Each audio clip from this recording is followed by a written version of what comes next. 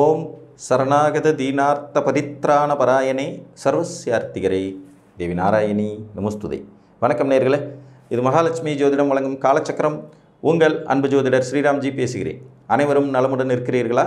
நன்றாகத்தான் இருப்பீர்கள், நன்றாக இருக்க வேண்டும். இன்றைய காணொளியில் நாம் காண இருப்பது தசையில் 100 புத்தியில் 30. இதுதான் தலைப்பு.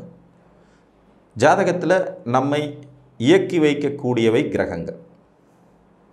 கிரகங்களின் நிலை கொண்டு தான் நமக்கு நன்மை தீமைகள் நடக்கும். ஆட்சி பெற்ற கிரகம், உச்சம் பெற்ற கிரகம், மூலத்திரிகோணம் பெற்ற கிரகம், திக்பலம் பெற்ற கிரகம் அப்படிங்கிற வரிசையில் வரும். நட்பு பெற்ற கிரகம், பகை பெற்ற கிரகம், நீச்சம் பெற்ற கிரகம், வக்கரம் பெற்ற கிரகம், அஸ்தமனம் பெற்ற கிரகம் அப்படின்னு வரும்.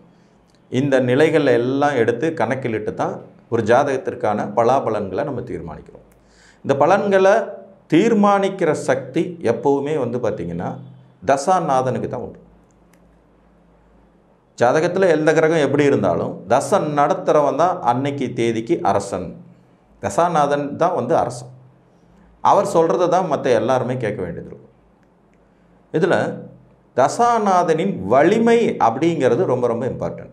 ஒரு வலிமையான கிரகம் தசன் நடத்தும் போது அது தான் தர வேண்டிய ஆதிபத்திய காரகத்துவ தன் நின்ற வீட்டின் பலன்களை 100% கொடுக்கும்.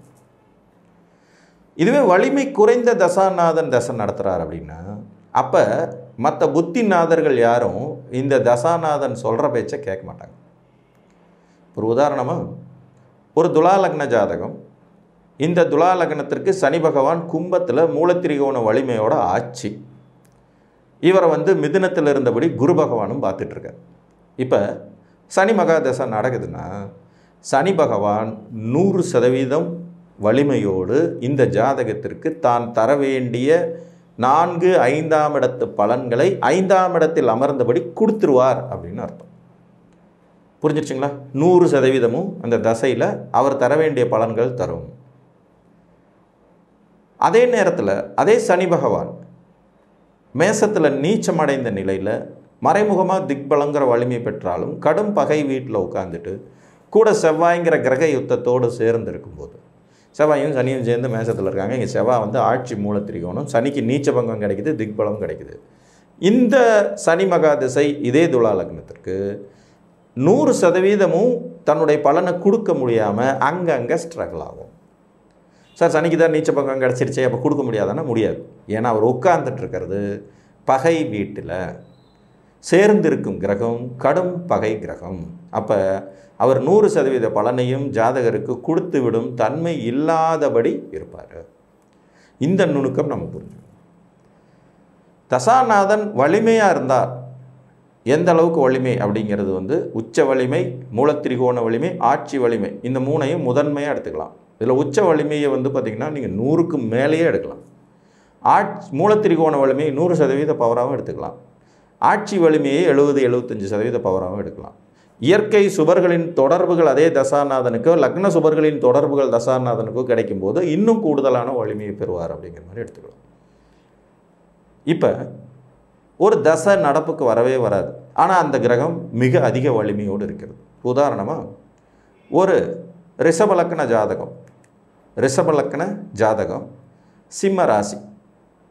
ரிஷபலக்கணம் சிம்ம ராசி, உத்தர நட்சத்திரத்தில் பிறந்திருக்கார். இந்த ஜாதகத்திற்கு சுக்கிரன் உச்சம்.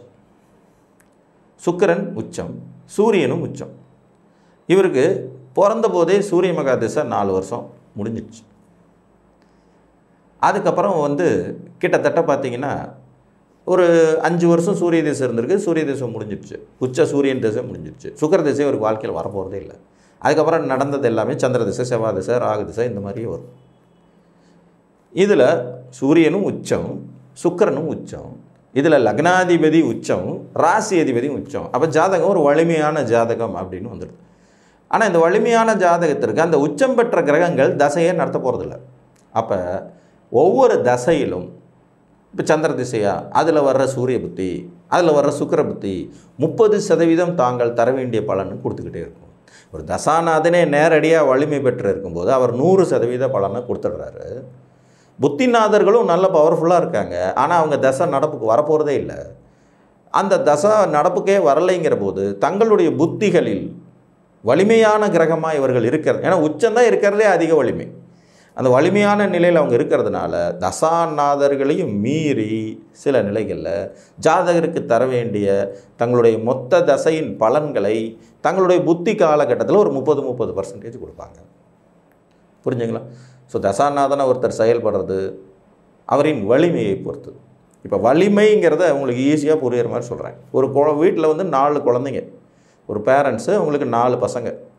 4 பசங்களில் வந்து பார்த்திங்கன்னா 3ஆவதாக பிறந்த பையன் நல்லா படித்து கெட்டிக்காரத்தனமாக ஐஏஎஸ் பாஸ் பண்ணிட்டார், கலெக்டர். 4 பசங்க, 3ஆவதாக பிறந்தவர் ஐஏஎஸ். கடைசி பையன் பெயிண்டர் வேலைக்கு போகிறாரு.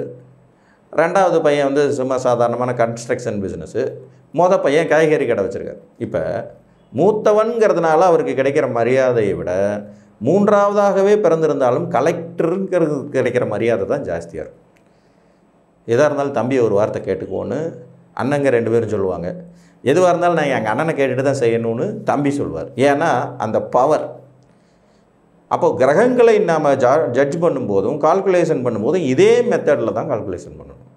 என்ன வலிமையில் கிரகம் இருக்கிறது, இது 100% தனது தசையில் வேலை செய்யக்கூடிய தகுதியோடு இருக்கிறதா, இந்த ஜாதகருக்கு அவர் தர வேண்டிய பலன்களை முழுமையாக கொடுத்துட்றாரா, இந்த அமைப்பு சரியாக ஜட்ஜ் பண்ண முடியாததுனால தான் நிறைய ஜாதகங்களில் பார்த்திங்கன்னா அவயோக கிரகங்கள்னு சொல்லிகிட்டு இருக்கிற தசையிலே நல்ல பலன்லாம் நடந்துகிட்ருக்கும், யோக கிரகங்கள்னு சொல்லிகிட்டு இருக்கிற தசையிலையும் கெட்ட பலன்கள் நடந்துகிட்ருக்கும். இப்போ ஒரு உதாரணமாக, ஒரு விருச்சிக லக்ன ஜாதகத்துக்கு குரு வந்து யோகி, 2-5 கூடையவர், ரொம்ப சிறந்தவர். அவர் 3ஆம் இடத்துல நீச்சமாக இருக்கார். 2-5 கூடைய குரு 3ஆம் இடத்துல நீச்சம், பெரிய பவரில் இல்லை. குரு திசை இவருக்கு நடக்குது. இப்போ 8ஆம் இடத்துல புதன் வந்து இவருக்கு ஆட்சி, அதே விருச்சிக லக்னம். 8ஆம் இடத்துல புதன் தன் சொந்த வீட்டில் ஆட்சியாக இருக்கார். இவர் தசாநாதன் குருவுக்கும் 6லையும் லக்னத்துக்கு 8லையும் மறைஞ்சிருக்கார். இப்போ குரு திசை புதன் புத்தியில் சொல்லணும்னா துயரங்களை ஜாதகர் அனுபவிக்கிறாரு. அப்போ எனக்கு குரு திசை ரொம்ப நல்லாயிருக்கும், என்னோடய லக்னத்துக்கு சுபர் தானே அப்படிங்கிற கேள்வி வரும்போது தான் இந்த விளக்கங்கள் உங்களுக்கு பிடிபடும். அங்கே புத்தி நடத்துகிற புதன் கெட்டவர், அவர் தசாநாதனை விட வலிமையாக இருக்கார். தசாநாதனை விட ஃபுல் பவரில் இருக்கிற அவர் தன்னுடைய புத்தி காலத்தில் தான் தர வேண்டிய துன்பத்தை கொடுப்பார். ஏன்னா அவருக்கு தான் பவர் அதிகம். சரி, இதையே அப்படியே மாற்றி கடகத்தில் குரு உச்சம், அதே விருச்சிக லக்னம், கடகத்தில் குரு உச்ச வலிமையோடு இருக்கார். இப்போ புதன் 8ஆம் இடத்துல ஆட்சி. இப்போ குரு திசை புதன் புத்தி வருது. உச்ச கிரகமான குருவை மீறி புதனால் பெரும் கெடுதல்களை தர முடியாது. ஆனால் அதே நேரத்தில் தான் தர வேண்டிய கெடுதலிருந்து ஒரு 30% கெடுதலை கொடுத்துருவார். 100% முடியாது, பட் 30% கண்டிப்பாக செஞ்சிடுவார். புரியுதா உங்களுக்கு வித்தியாசம்? நன்மைகள் நடக்கிறதும் அதே மாதிரி தான். மோசமான ஒரு ஆதிபத்தியம் கொண்ட தசை, அவர் பெரிய வலிமையாக இல்லாத நிலையில் சுமாரான ஒரு புத்தி, நல்ல புத்தி அந்த பீரியடில் மட்டும் ஜாதகருக்கு நன்மைகளை செய்து வைக்கும். சரி, எனக்கு ராகதேச சனி புத்தி நடக்கும்போது தான் கல்யாணம் ஆச்சு, குழந்தை பிறந்துச்சு, வீடு கட்டினேன் அப்படிம்பாங்க. ஏன்னா ராகதேச சனி புத்தியில் எப்படி இதெல்லாம் நடந்ததுன்னா, சனி இவருக்கு ரொம்ப நல்லவராக இருப்பார். ஒரு மகர லக்ன ஜாதகம், சனி 10ஆம் இடத்துல உச்சம், அவருக்கு ராகதேச சனி புத்தியில் காலபுருஷனுக்கு 7ஆம் வீடாக இருந்ததுனால அவர் கல்யாணம் பண்ணி வச்சு குழந்தையும் பிறந்து ப்ளஸ் தொழில் வீடுங்கிறது மாதிரியான அமைப்புகளையும் தன்னோட புத்தி காலத்தில் கொடுக்க முயற்சி செய்கிறார். ஸோ இதுதான் சூட்சுமம்.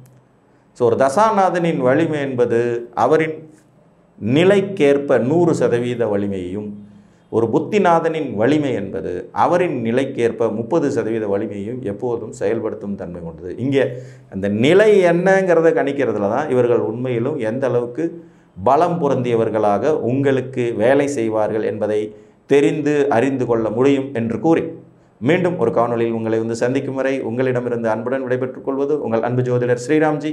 நன்றி, வணக்கம்.